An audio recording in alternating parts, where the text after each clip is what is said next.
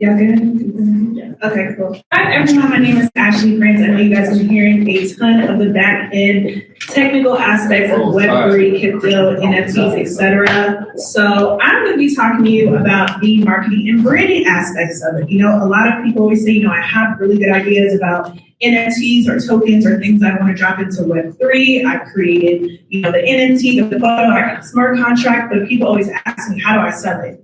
That's the main piece, right? Like, how are you going to sell this product? How are you going to market it? How are you going to brand it to actually make a profit? So that's what I'm going to be talking about today. Okay, cool. So I'm going to give you a little bit of background about me. I'm originally from PG County, Maryland. It's right outside DC. Shout out to the Turks. I'm with University of Maryland as well. And I got my first, introduction to Web3 when I was in law school in about 2016. And I specialized in transactional law and contracts. My mentor said, you need to learn about smart contracts. And I'm like, what's a smart contract? Like, why do I care about this? He's like, there's this thing called blockchain, it's technology, it can impact, your future career working in contracts. So I was like, okay, whatever, like I don't really know what this is. So I did my little research and I was like, okay, it's a contract on technology, cool, like whatever. Fast forward to 2018, 2019, where I first learned about in regards to like Bitcoin and crypto coins, working with one of my clients. His name's Isaiah Jackson. He's a really, really big influencer in the crypto space. And again, it was great. I learned about it, but it still wasn't really my thing. It didn't get me fired up until I found about NFTs. He's like, you should check this out. It's creative, etc. Like, I'm a creative, I'm a strategist, so again, with Bitcoin and different coins, it really wasn't my thing. And I found out about NFTs and I was like, wow, like, imagine if every time someone shared your content, you got paid for it. At the simplest form, that's how I understood NFTs. I was like, this is a great way for creatives to be able to monetize, to own it, and also to actually be able to make a profit from it. So that's, how I got my start into it. A lot of people came into NFTs in regards to like flip and make money, which is great. But for me, I really started as a way for creatives, artists, and just people in general to be able to properly monetize out their content and own it the way they haven't been through like social media platforms and other people stealing their stuff. So that's one of the main reasons that I got into NFTs. And before that, I worked in the Web2 space as a social media strategist, brand strategist, creating courses, classes. I've helped over 4,000 business owners grow their social media followings, as well as to monetize off their brands and their businesses. And then in the past year and a half, I completely pivoted my business to solely focus on Web3 projects. So I help NFT marketplaces with their marketing. I help people in regards to marketing and launching their projects. And then also helping on the consulting side of Web2 companies that are bridging to Web3, like compliance, IP aspects, legal analysts, and then just overall like brand strategy.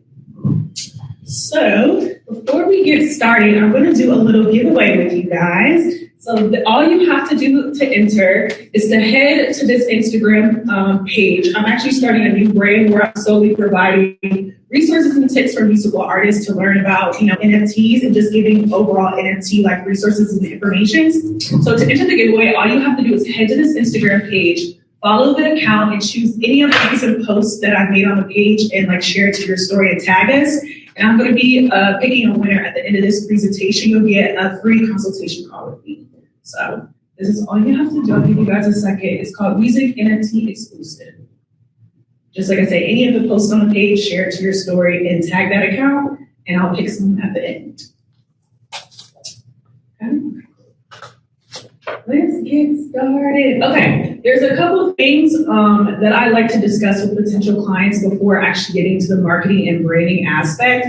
I'm really, really particular about working with projects that I know that aren't going to rug people or scam. I've talked to hundreds and hundreds of people about different projects and ideas, and whenever I hear we're trying to drop next week, you have this, we're trying to rush this, it's just a no for me. I pride myself on working with projects that I feel actually have some type of purpose and that can provide value to the community that they're trying to create it for. So these are a couple of questions and things that I like to go over when I'm screening different clients in regards to NFT projects. Like, what is the purpose of this project? What are your long-term goals? Why do I want to build this community? What utility I can provide? And when I'm in regards to utility, I don't just mean the initial utility of the drop of the project, but long-term, 3-4 years from now, how are you going to continue to provide value to your community from this particular project, right? Do I have the proper resources to provide the utility? I'm sure you guys have seen a lot of different roadmaps that promise a trip to Mars. And then when it comes like the project actually launches, people can't keep up with it. Some of it is because people just initially never wanted to and just put it up there just because. But a lot of other people don't really have the bandwidth or the team to upkeep with that in regards to managing community or keeping updates or what have you. So it's really important to make sure that whatever it is you're promising to people or saying that they're going to get in a particular project, that you have the proper bandwidth and team to actually make that happen. What are current communities that I can engage with for this project? Thankfully, there's already tons of different communities and different niches in Web3. So before even venturing into a particular project, I always tell people, take the time to actually engage in the current community. Meet those thought leaders, meet those creators, meet those investors. Maybe they're already working on something that you can collaborate with them and make something even better, or they'll just support you when you actually drop your project. So make sure you actually take that time to engage in that current community. How long will it take me to do this project and timeline? So a lot of people don't actually make the proper timeline to market their project. They'll take, the proper 6 to 12 months to create the smart contract, et cetera. And then they'll tell me, I want to drop next week. And they have no community, no branding, no social media, no this. I'm not a magician. I don't know what to tell you. So you want to make sure you take the proper time to not only map out your timeline to create what it is that you're doing, but also create the proper time to build that community if you don't already have one and actually market it. And then again, is there someone already doing this? There's nothing wrong with collaborations. I know a lot of times people I want to make a project, I want to drop a project, but sometimes your first initial project, there's nothing wrong with collaborating with people who are already working on something and utilizing your current communities and dropping something that way. Ashley, your handle? Oh, for the giveaway? Yeah. Okay, I'll do that.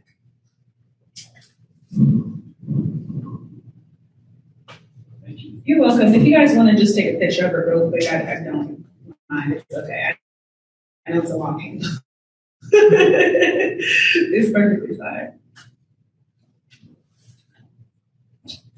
Okay, now the first thing after going through those initial questions that I like to look at in regards to projects is your ideal audience, right? A lot of people will come up and, they'll say to me, okay, well, what type of NFT do we need to build for this community, right? And as I tell people all the time, you could literally sell anything to anybody, you just need to market to them properly. So it's not necessarily what NFT I need to make for this community, it's what type of community you want to attract. What type of people do you want in your community? Why do you want them in it? And it takes time to actually flesh that out and figure out who you want to be part of the community, whether you're looking at age, race, geographical location, education, marital status, etc. Literally, I tell people to make a mini Sims character or client profile or potential client or ideal audience profile that maps out who it is that you want in community, what attributes do they have, what hobbies do they have, like where can you see them out at? This is a very critical point because if you don't know who your ideal community is, there's no way you're going to be able to market to them.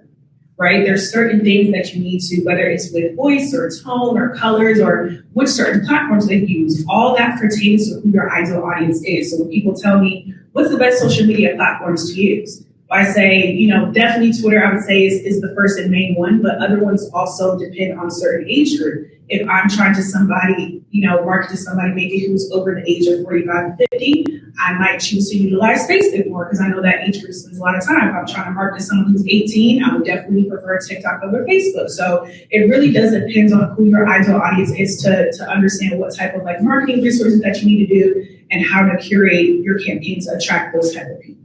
Another aspect I like to include is a lot of people, when they create projects, like to solely focus on those who are already currently in Web3. And when you do that, you do yourself a disservice because there's millions of people who are interested in getting into Web3 who want to invest. No one has just taken the time to educate them on what is an NFT, how do I set up a wallet, right? There's thousands of people to do that. So when you're thinking about your audience, don't just think about the people who are currently in Web3. Think about the people who fit that ideal audience profile, but that just haven't had the right opportunity to really learn about what Web3 is and how to utilize it. Okay, branding narrative. Now this is the next aspect I like to focus on in regards to projects. Again, all this is going to directly correlate to who your ideal audience is, right? So when it comes to tone, color scheme, typography, a lot of people don't know there's this thing called psychology of colors. And colors make you feel a certain type of way, whether you realize it or not, right? So when you think about green, you think about Money. thank you. We think about money. We think about red. We think about oh, I was not didn't guess that. Love food, that's a different one. I was gonna say stop or urgency or caution, right? When blue is tied to community. That's why Facebook, one of their brand colors is blue. So it's super important to understand again who your ideal audience is, what type of story you're trying to tell, because that's directly going to correlate to your branding, what colors you use, in regards to your logo, in regards to your typography. All of that stuff is something that's going to directly correlate the type of audience and people that you're trying to attract. And in regards to branding, this is something I always like to tell people as an analogy. Like, think about what people say about you or your brand when you're not around, right? So Chick-fil-A, we think about the best customer service. They always give us extra sauces.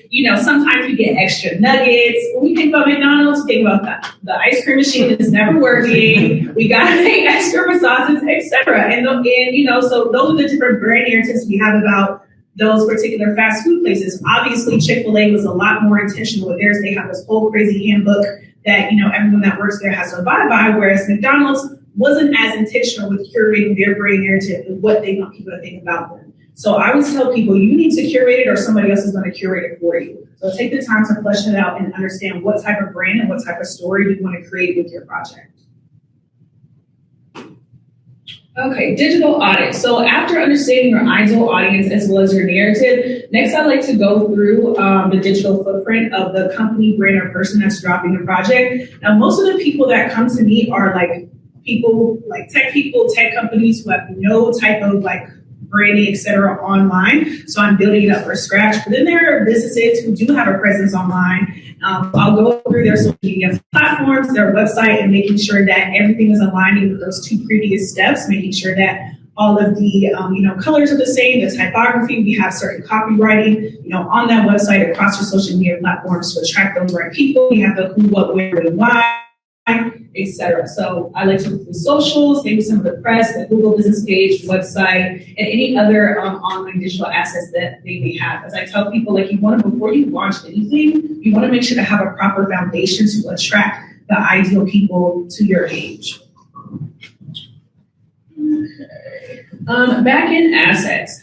Another thing outside of just marketing I like to focus on is that these companies, brands, or whoever is launching a project have all the back-end things before you launch first. So you're not trying to launch a project and then having to stop in the middle because you don't have something. I'm really big on having everything ahead of time, including all your marketing assets, so it can just be put on autopilot. So these are a couple of things I like to make sure that my client has before we get started. Community chat. A lot of people use Discord, but there's other platforms you can use like Telegram.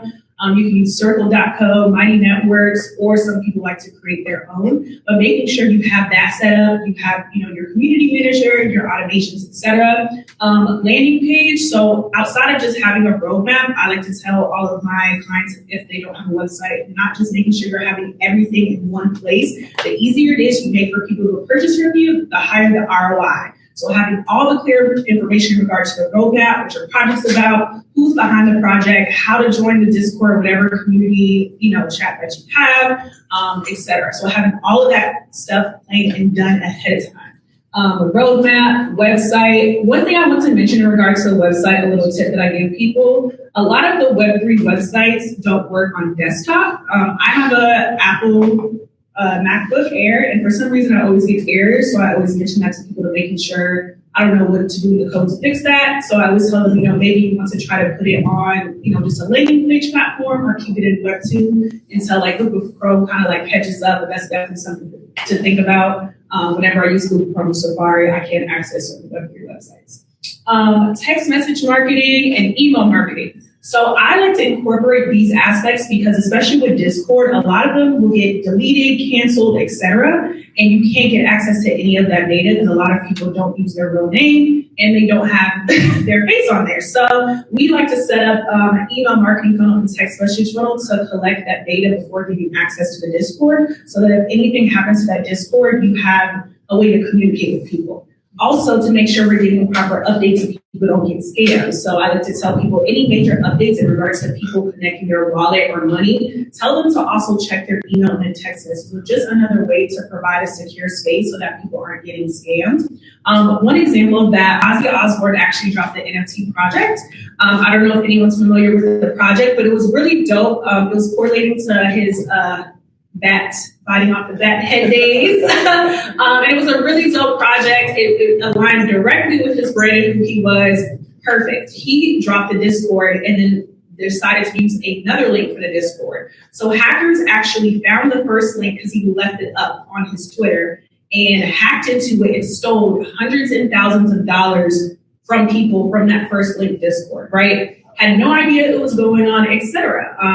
And now he's gonna have to figure out how to make those people happy, get the money back, etc. By having an email list and a text message list and saying, hey guys, don't do this until you do this, or we have a new Discord link. Just imagine if they had that extra level of security, not just tweeting about it, but also sending that email and a text message. All of that hacking probably would have been to a minimum. So I like to incorporate those additional aspects. And like I said, just another way for you to be able to nurture and, connect with people. Influencer collaborations. With regards to me and my projects, I like to focus on organic marketing first. And then I like to incorporate influencer marketing. I am not big on bots. I'm not big on using paid ads at this point, especially in regards to restrictions with Facebook. So we really like to focus on influencer marketing and then, as well as organic marketing, incorporating people who are thought leaders in the space, who are influencers in the space, and something that makes sense, right? It grinds my gears nothing more to than plaster a random celebrity who's never mentioned anything about anything technical on an NFT project, right? For me, it's just like, it's not authentic and people can tell. It just makes zero sense. So I always have to tell people, yes, you can incorporate certain celebrities if you could afford it, like a Snoop Dogg or maybe a Soulja Boy, people really heavy into tech. But utilizing micro influencers is great. One, not only for, the money you're going to spend on the project, but people trust them because these people are in Twitter spaces, Discords, Clubhouse rooms, talking to these consumers every single day, and they built a relationship with them. So for me, I would trust more somebody on that level, than a random celebrity who I've never heard talk about anything technical. Also making sure that you have the proper timeline for your campaign and creating all assets. So again, not only just having, the smart contract, minting page, landing page, etc. Before we even actually launch the campaign, I make sure my client has all the proper marketing assets in place for videos to photos to editing, etc. So when it's time to start posting on socials and sitting out blast, everything is automated and you don't have to worry about, stopping for anything. Okay, community building. This is probably the number one aspect that I really, really like to focus on in regards to projects, because a lot of people, again, are coming to me, they have no type of community, they're starting from scratch. And all of my marketing campaigns, especially ones that start from scratch, are a minimum of 90 days, right? And that's when I say 90 days, that's when we actually start marketing the stuff. We may take a month and a half to get all the assets and everything you leave behind, but a minimum of 90 days because you have to take time to build your online community as well as penetrating the current Web3 community, which I'll get to in a second. So yeah, I like to do a minimum of 90 days in regards to, again, understanding who your community is, providing value to them, engaging with them, doing IG lives, doing Twitter spaces, curating content, responding to comments, etc. A lot of people are missing the whole aspect of community because they see it as, it's a quick flip. Let's just put out an NFT project and make some money. But in reality, I tell people yes, the initial launch is important, but where the real money is the longevity of things. That's why the whole point of NFTs is providing royalties for the particular creators. But a lot of people, unfortunately, are trying to skip this step and just launch something and throw together some bots and call it a day. So I'm really, really big on making sure that any of the projects that I work on, the creators understand that it is a process of building your community. And you want to make sure you're authentic. You want to make sure you're transparent. You want to make sure you're engaging with people because this shouldn't be your only project. Just like with any company, you put out more than one product, you put up more than one service. And you want to create a community to where whatever it is that you put out, people will buy from you. I've developed my online social media following over the past 5 to 7 years to the point where I don't even have to do full launch campaigns anymore. I could make a post right now and say, I brought back my ebook for $49 and I'll get sales. Just because I've taken the time to build my community and they trust every single thing that they bought from me, not even just bought it, my free content has helped people make thousands of dollars online. So they trust me. So that's the process you should be working towards in regards to building your community. One of the biggest aspects of community building is consistency, right? You say, how do you build a community? What's the secret? What's the secret? I always tell people the secret's in the work, honestly. Consistency is key, especially since there's so many people, not just in Web3, but in general, dropping products. I feel like every single day I see a new person start a service, a product, etc., which is great. But how long is that going to last? Is it a couple months? Is it a year? So people are watching and see like, yeah, it's great you're selling this, but how long are you going to do it? Like, how long is your foot going to be in it? So being consistent is key to this aspect, to really building a community where people are trusting you to the point where they'll not only want to purchase from you, but to be a champion for you. Say, hey, come buy this project, etc. Like, I even stopped when I'm still selling digital products. I didn't even have to ask for reviews. Every single time someone bought something, they posted about it and tagged me. You know what I mean? So you want to make sure that you are building up that type of relationship with your community so that it's long lasting, even when you are maybe no longer part of the project or moving on to something else. Is there any questions about community building? Because I get questions a lot in general. So I wanted to ask if there's any questions about building a community online, whether it's for like a project, branding. Yes. When you talk about the work put in, what does that look like? Is it like something close to week? Is it, what does that look like to show that? So I tell people consistency is key. And when you're first starting out, if you can only do 3 to 4 posts a week, if that's what being consistent means to you, that's fine.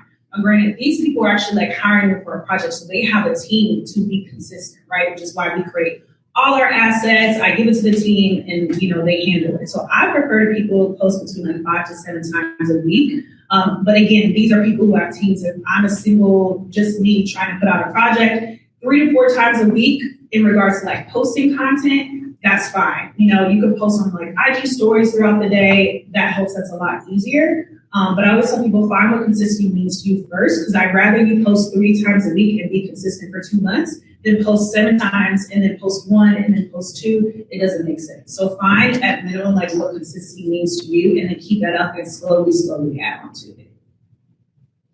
Yes. Do you have advice for projects that are new to the space and developing the community?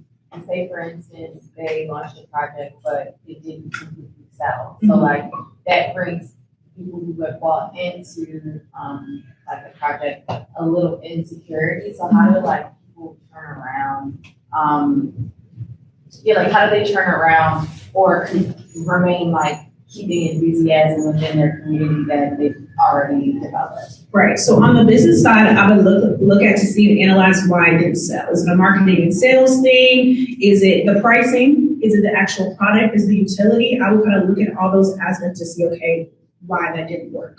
On the community side, to keep them engaged, create incentives. Say, hey guys, you know what? We just have our last leg of selling. Let's give incentives for everyone who brings X, Y, Z people to the Discord. You get X, Y, and Z. You know what I'm saying? Like, be transparent, be honest with people. I always tell people in regards to marketing, I've been in digital marketing for over 7 years, and I'm accurate 99.9% of the time, but you never know until you test it and try, right? You never know. So I would just be transparent, say, hey, we're still on our last leg of the project, but this is not about me, it's about us. Let's engage and think about how we continue to increase our community and build our community and provide incentives. Like, I think a lot of people are afraid to tell when things don't work, but in reality, again, with Web3 being the community, is that you're doing it together. So that's something I would do. But again, on the first aspect, on the business end, I would look at to see why this didn't sell. Like I said, whether it's a price thing, a utility thing, did you not market it long enough, did you not, be consistent on all your social channels, etc. I would do that, analyze that first, and then to the community, just be transparent and create incentives for them to post a project. If you have an annual project or like a one-time launch, is there a formula for how soon you should start marketing it? Yes. So in regards to, like, say, for instance, you drop something in May 1st every year. That's what you're saying? Yes. Okay, cool. Yes. So what I would do in between that, I would have some type of wait list, community list, etc., that I would actually be sending like updates. So probably about 3 to 4 months before then, I would start talking again, say, hey guys, this is coming up. Join the wait list, join the wait list, join the wait list.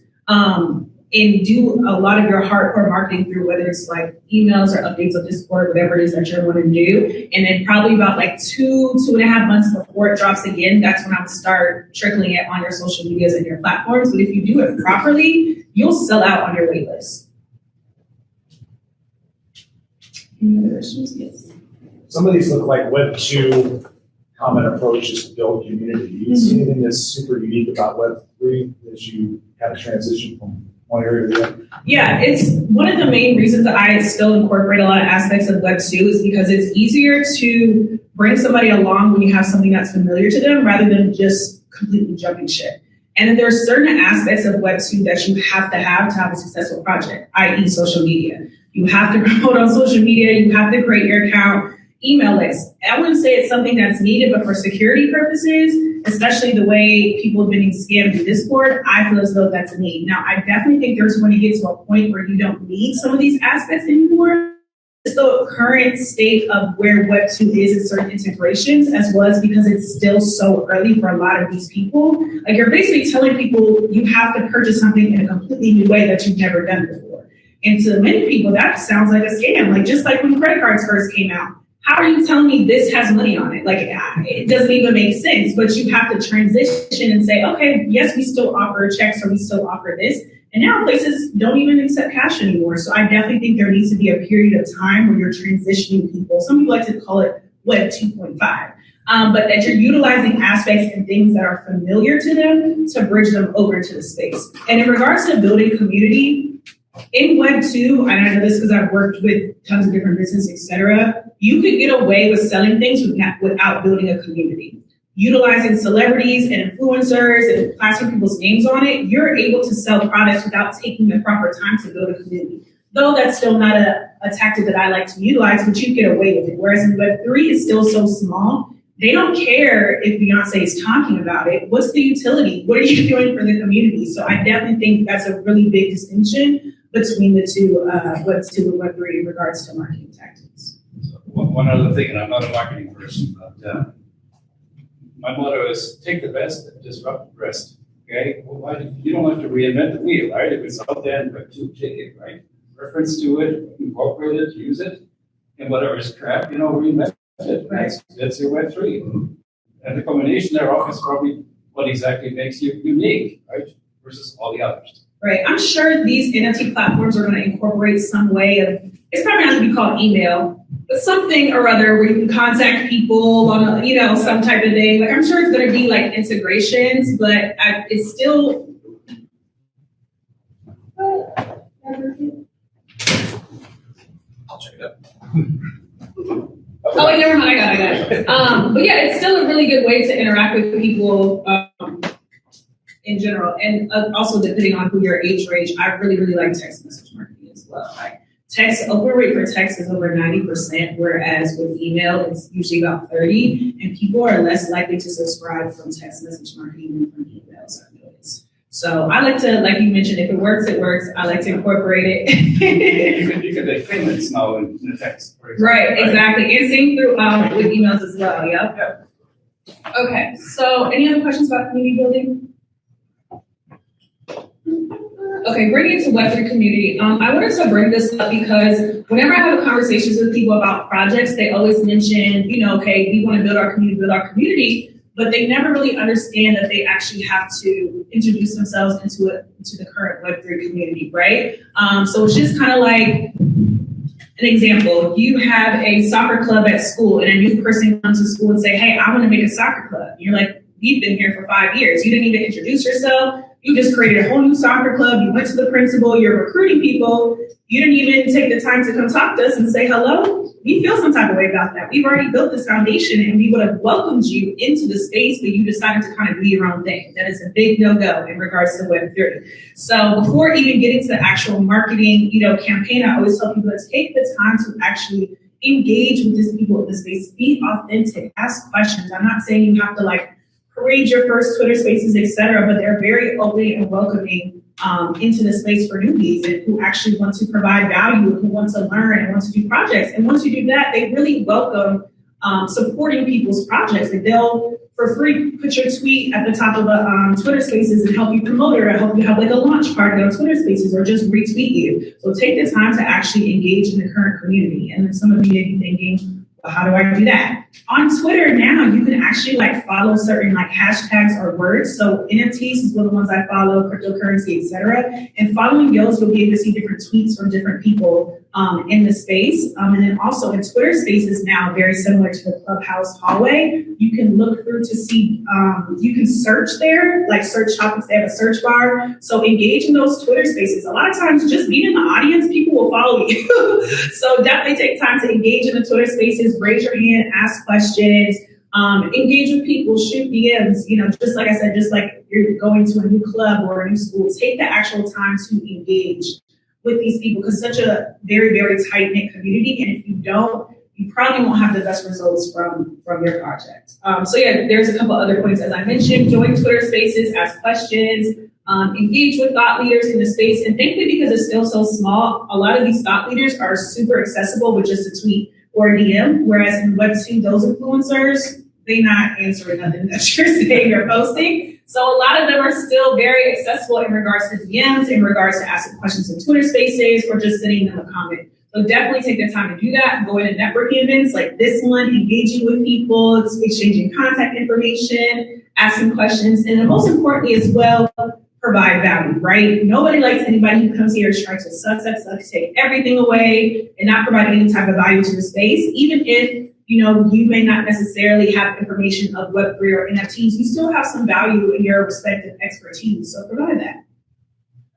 Any questions about engaging into Web3 community?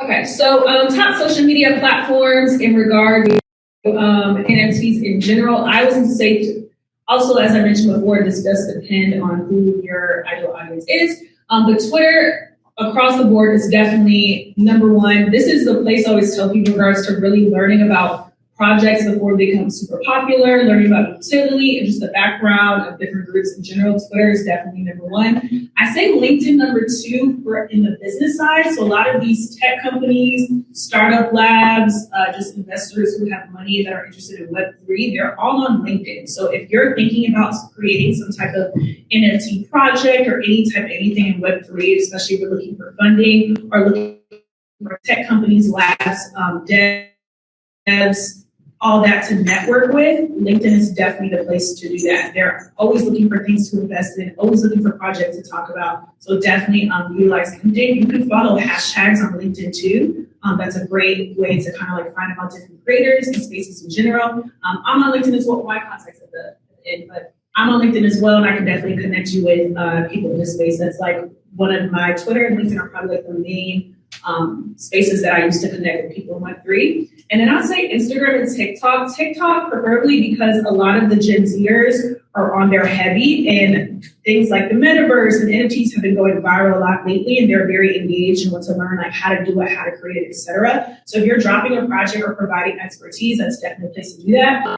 I'd say Instagram last because a lot of people in the Web3 space don't spend a lot on there, but people who are interested in Web3 and still trying to learn do. So in regards to like educating people, dropping a project or potential investors who haven't done it yet, but they want to learn about it, that's a great way to, you know, introduce them into Web3 and get them on board on your project. Another thing I didn't mention previously is that every campaign or project you drop, making sure that you're providing educational content to people. Because again, a lot of people want to get into Web3, they just really don't know how to do it. So take the time to, you know, let them know like how to create a wallet, what is an NFT, etc. A lot of some of the best projects provide that information, not only on their like landing page roadmap, but also throughout their social media content as well. Quick question. Yes. YouTube? That's your YouTube.